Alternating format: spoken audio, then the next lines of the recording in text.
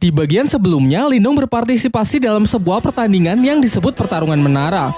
Dengan usaha yang keras, ia berhasil memenangkan pertandingan tersebut, mengalahkan rivalnya Zutong dari perguruan bela diri kota Tianhou. Di lantai tertinggi, ia banyak menyerap energi spiritual dan mempelajari sebuah teknik kuno yang membuat kekuatannya kembali mengalami peningkatan.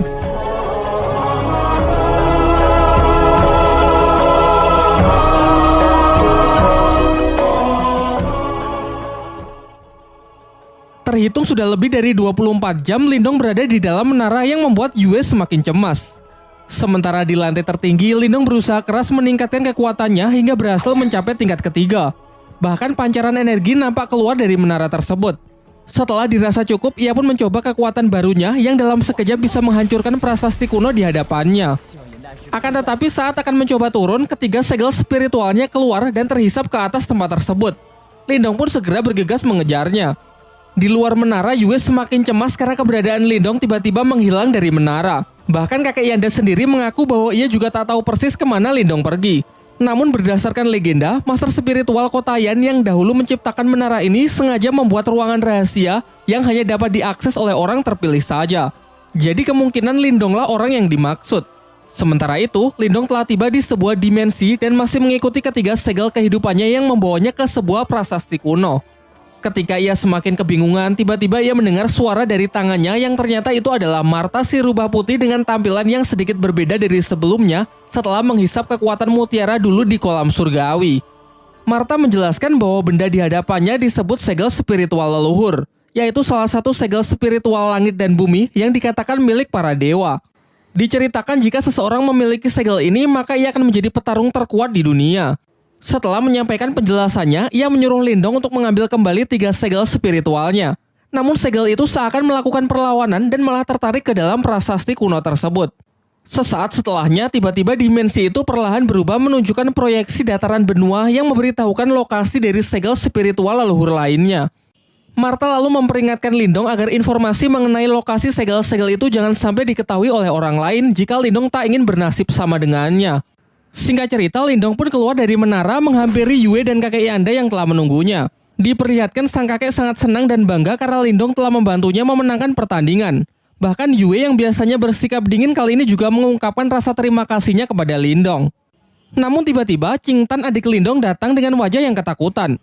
Ia mengabarkan bahwa rumah mereka sedang diserang oleh sekelompok orang tak dikenal yang tak sanggup diatasi oleh ayah dan kakeknya. Setelah mendengar itu, Lindong pun bergegas kembali untuk membantu keluarganya. Dan benar saja, terlihat sekelompok bandit yang kemarin malam sempat merampok rombongan klan Lin datang ke rumah Lindong dengan diketuai oleh seorang pria berambut putih yang bernama Guiyan. Kekuatan Guiyan yang telah mencapai tingkat lumayan tinggi dengan mudahnya menghajar ayah Lindong sampai babak belur. Karena tak ada pilihan lain, kakek Lindong pun sepakat untuk menyerahkan tambang permatanya dengan syarat Guiyan dan kelompoknya harus segera pergi dari kota Yan. Namun setelah surat kepemilikan tambang diserahkan, Guiyan yang kejam mengingkari janjinya dan hendak mengeksekusi ayah Lindong. Untung saja di detik-detik terakhir sebuah serangan melemparkan pedang Guiyan yang tentu saja dilakukan oleh Lindong yang datang tepat waktu sehingga sang ayah berhasil diselamatkan. Pada awalnya kakek Lindong mengajak Lindong bertarung bersama karena ia tahu level kekuatan dari Guiyan. Namun Lindong meyakinkannya kalau ia sendirian saja sudah cukup. Sekaligus ini akan menjadi kesempatan yang bagus untuk mencoba kekuatan barunya. Ia pun segera memulai serangan menggunakan ketiga diggernya yang ia kendalikan dengan teknik mental namun dapat ditangkis dan dihindari oleh Guiyan. Giliran Guiyan yang mencoba menyerang dengan pedangnya juga bisa ditahan oleh Lindong, memperlihatkan benturan hebat dari energi mental mereka. Ayah dan kakeknya yang menyaksikan pertarungan itu dibuat sangat terkejut dengan peningkatan kekuatan dari Lindong. Berbagai macam teknik pun ditunjukkan. Dengan kekuatannya, Guiyan melepaskan sejumlah energi membuat beberapa replika dari dirinya untuk melakukan serangan beruntun. Satu persatu teknik itu dapat dengan mudah Lindong patahkan. Hingga Guiyan sangat kesal mengeluarkan teknik badai sitokin, menyebarkan serangan secara random yang sebagian bahkan mengenai pihaknya sendiri. Sementara Lindong juga tak menahan diri lagi dengan melepaskan teknik laser cahaya, versi lain dari gerbang ajaib yang memiliki daya hancur jauh lebih kuat. Dan benar saja, tak hanya dapat memblokir serangan dari Guiyan, teknik ini juga mampu menghancur leburkan lawannya hingga tak bersisa. Menyaksikan bosnya terbunuh tepat di hadapannya, para bandit lain pun segera pergi karena tak ingin bernasib sama. Setelah pertarungan usai, sampailah kakek Yanda dan Yue serta Qing Tan menyusul Lindong. Kakek Yanda menjelaskan bahwa kekuatan Lindong kini telah mengalami peningkatan yang sangat besar. Oleh karena itu, mulai sekarang tak ada lagi yang berani mengusik klan Lin. Pasca kejadian itu, Lindong dipercaya menjadi guru bela diri untuk melatih dan membimbing para anggota klan Lin lainnya. Bahkan sepupu yang dulu pernah merudungnya kini menunjukkan rasa respek dan hormatnya kepada Lindong. Di malam harinya ketika sedang berlatih, secara tak sengaja Lindong mendengar pembicaraan ayah dan kakeknya. Mereka tengah membahas mengenai klan utama yang akan segera datang berkunjung. Dari sini pun terungkap kalau klan Lin ternyata dibagi menjadi dua kategori, yaitu klan utama dan klan cabang. Di mana dalam tradisinya, klan cabang harus tunduk dan siap melayani klan utama. Tak lama setelah itu, si Oyan datang memberi isyarat kepada Lindong untuk mengikutinya. Sampailah ia di dalam sebuah ruangan, terlihat Ching Tan yang tak sadarkan diri dengan aura dingin yang menjalar ke seluruh tubuhnya. Di tengah kepanikannya, Martha keluar dan menjelaskan bahwa di dalam diri Ching Tan terserap roh iblis yang menolak energi dari Ching Tan sehingga terjadilah benturan sampai energinya keluar tak terkendali. Jika hal ini tidak segera diatasi, kemungkinan terburuk Ching Tan akan mati. Martha kemudian menyarankan Lindong agar segera mencari obat langka yang disebut Yin Es untuk membantu adiknya tersebut mengendalikan auranya. Besoknya Lindong berinisiatif pergi menemui Swanshu mengingat terdapat banyak obat-obatan langka di tempat pelelangannya. Sesampainya di sana, Swanshu menyambut baik Lindong dan memberinya sebuah obat langka yang disebut buah iblis merah sebagai hadiah atas keberhasilan Lindong mencapai kekuatan spiritual tingkat ketiga yang dinilai begitu cepat. Tak lupa Lindong menanyakan mengenai pil Yin Es, namun sangat mengecewakan karena Swanshu mengaku bahwa ia tak mempunyai obat selangka itu. Swanshu kemudian merekomendasikan obat alternatif yang memiliki khasiat sama yang bernama air liur iblis naga Yin. Ia menambahkan bahwa obat itu bisa Lindong temukan di pegunungan Tanyan, sebuah tempat yang disebut makam kuno Ranah Nirwana. Dan baru-baru ini ia mendengar kabar bahwa 4 klan besar yang salah satunya adalah klan utama dari klan Lin juga mengirimkan orang-orangnya untuk memeriksa tempat tersebut. Setelah mengetahui hal itu, Lindong pun segera pergi dan bertekad untuk pergi ke sana. Sesampainya ia di rumah, ia mengecek kembali kondisi Ching Tan yang sudah sedikit membaik. Namun untuk bisa sepenuhnya menyembuhkan penyakit dari adiknya tersebut, ia tetap harus pergi ke makam kuno untuk menemukan obatnya. Martha pun sepakat untuk membantunya dengan syarat jika di sana terdapat sesuatu yang bisa memulihkan jiwa iblisnya, Lindong harus membantu mengambilnya. Di tengah pembicaraan mereka, di luar Lindong mendengar keributan.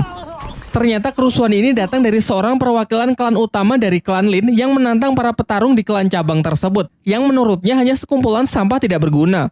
Menanggapi hal itu, Lindong pun segera naik ke arena untuk menghancurkan kesombongan dari pemuda yang diketahui bernama Lin Chen.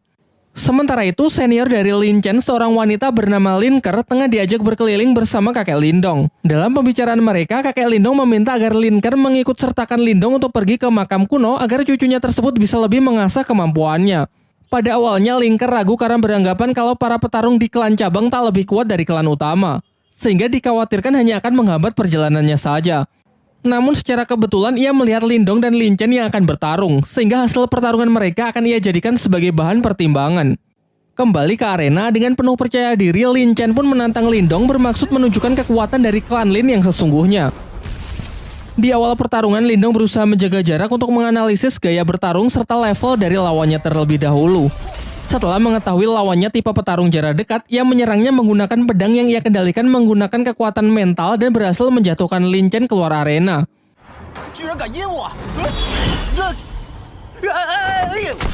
Namun Lin Chen yang masih belum terima memusatkan kekuatannya di kedua tangan lalu melompat dengan serangan cakarnya. Sementara Lindong berusaha bertahan dengan teknik gerbang ajaibnya. Terlihat Lin Chen cukup sukses menghancurkan pertahanan dari Lindong. Sayangnya ini hanya jebakan karena pecahan dari energi mental Lindong menyerang Lin Chen. Pertarungan berakhir dengan teknik Borkeong membuat Lin Chen terpaksa untuk menyerah. Di sisi lain, Lin Ker yang cukup terkesan dengan bakat luar biasa dari klan cabang akhirnya sepakat untuk mengajak Lindong ikut serta dalam ekspedisinya ke makam kuno. Singkat cerita, keesokan harinya Lindong pun berangkat dengan mengajak Si Oyen ikut serta dalam rombongan klan utama ke makam kuno. Di tengah perjalanan ia melihat banyak mayat-mayat yang berserakan ulah dari para bandit. Lin Ker juga menjelaskan kalau sekarang mereka telah memasuki pegunungan Tianyan, sehingga ia menyuruh semuanya agar tetap waspada karena mulai dari sini perjalanan pasti akan menjadi semakin berbahaya. Di malam harinya mereka memutuskan untuk berkemah di tengah hutan. Diperlihatkan Lindong yang masih terjaga karena ingin terus waspada, berbeda dengan Lin Chen yang sudah tertidur pulas. Lin Ke lalu menghampiri Lindong dan menjelaskan bahwa di luar makam kuno terdapat sebuah segel yang sangat kuat yang hanya bisa dibuka dengan menggabungkan setidaknya 4 kekuatan spiritual tingkat ketiga. Ia menambahkan bahwa kita saja masih belum cukup, sehingga dibutuhkan seseorang dari klannya yang akan segera menyusul yang bernama Lin Langtian. Seketika ekspresi Lindong pun langsung berubah karena Lin Langtian adalah orang yang dulu pernah mengalahkan ayahnya. Di tengah obrolannya mereka merasakan kalau ada orang yang sedang mengawasi mereka. Dan benar saja, di balik pepohonan yang gelap muncul sekelompok bandit yang mereka bicarakan di perjalanan tadi siang. Bandit-bandit itu telah mengepung mereka yang diketahui oleh seorang pria bernama Song Dao. Tanpa membuang waktu, Lin Ke pun segera bertindak dengan santainya menghabisi satu persatu dari bandit tersebut. Sementara Lindong dengan berani menantang si ketua bandit untuk bertarung 1 lawan 1.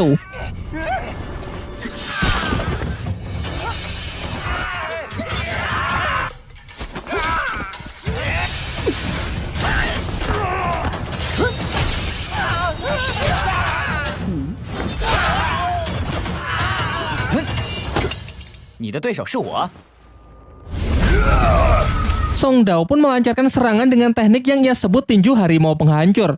Sedangkan Lindong segera merapalkan tekniknya yaitu gerbang ajaib level keempat.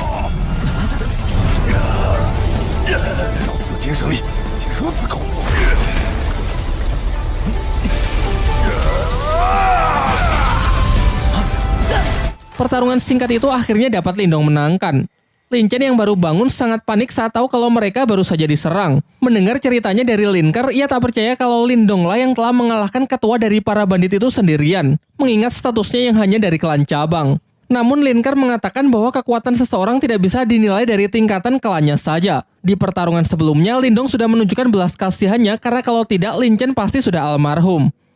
Keesokan harinya mereka telah sampai di depan makam kuno. Namun mereka tak bisa langsung masuk karena di luar masih ada segel yang sangat kuat. Lin Ke lalu mengajak mereka ke kamp perkumpulan para perwakilan dari berbagai klan besar yang berpartisipasi dan ikut bersaing dalam rangka mencari harta karun di makam kuno. Seperti yang sudah dijelaskan sebelumnya, diperlukan 4 kekuatan spiritual tingkat tinggi untuk bisa membuka segel di jalur masuk makam kuno. Untuk itulah dibutuhkan pemimpin dari setiap perwakilan klan yang salah satunya adalah Lin Langtian. Dan setelah menunggu cukup lama, akhirnya tibalah Lin Langtian dengan menunggangi burung phoenix-nya. Tak lama setelah itu nampak kilatan petir yang ternyata adalah perwakilan dari klan Wang yang bernama Wang Yan. Dilanjutkan dengan hadirnya perwakilan dari klan Hin yang bernama Hin Si. Terakhir datang seorang gadis bunga teratai bernama Hing Su yang menjadi satu-satunya perwakilan yang datang sendirian. Lindong yang merasakan aura hebat dari keempat orang di hadapannya benar-benar terkesan dan merasa kalau dirinya masih belum ada apa-apanya. Setelah semuanya berkumpul, mereka berempat pun secara bergantian menyerang segel penghalang makam kuno tersebut dan berhasil menghancurkannya. Sesaat setelah jalan menuju makam kuno terbuka, tanpa membuang-buang waktu, mereka pun segera bergegas masuk untuk berlomba-lomba menemukan harta karun di sana. Lanjut ke bagian 7.